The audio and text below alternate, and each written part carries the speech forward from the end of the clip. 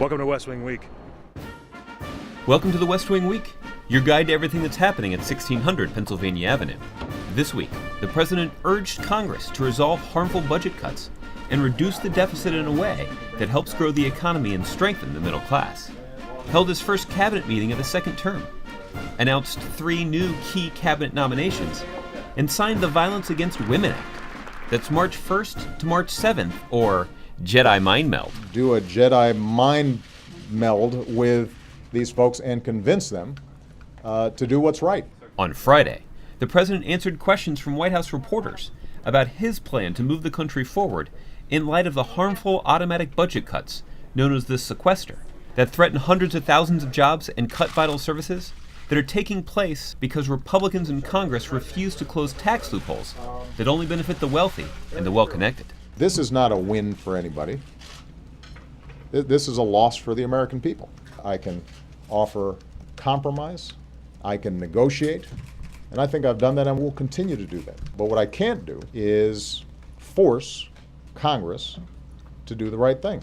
On Monday, the president announced his nominees to lead the Department of Energy, the Environmental Protection Agency, and the Office of Management and Budget. I know that Jeff and Sylvia will do everything in their power to blunt the impact of these cuts on businesses and middle-class families, but eventually a lot of people are going to feel some pain.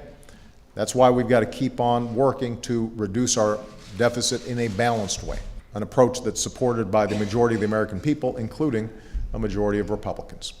And I'm confident that we can get there if people of goodwill come together.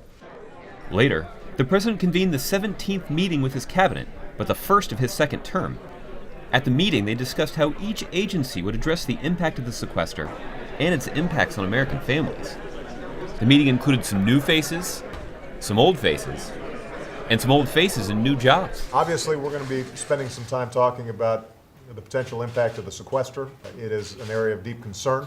I think everybody knows where I stand on this issue. We are going to manage it as best we can to try to minimize the impacts on American families, but it's not the right way for us to go about deficit reduction.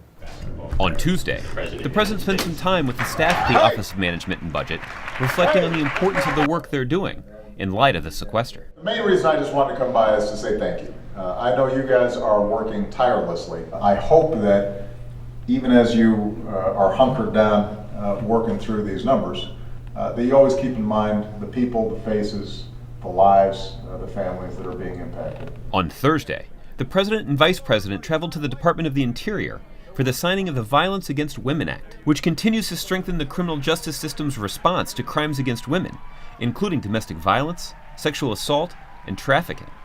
They were joined by women's organizations, law enforcement officials, tribal leaders, advocates, and members of Congress who'd worked a long time to get this legislation passed. We've made incredible progress since 1994, but we cannot let up.